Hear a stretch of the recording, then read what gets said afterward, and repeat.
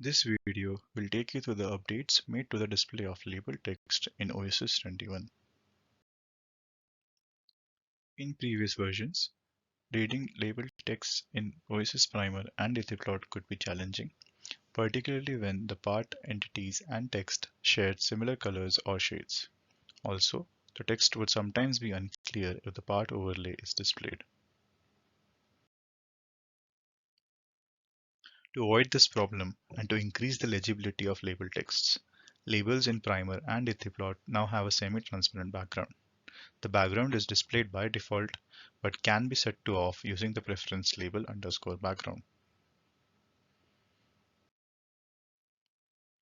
Alternatively, an option is now available under Display Options in Text and Labels menu to toggle the label background display on and off.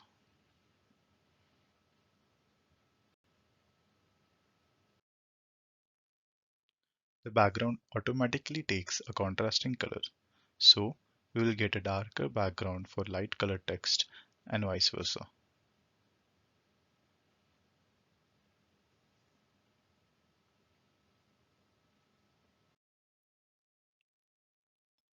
Thank you.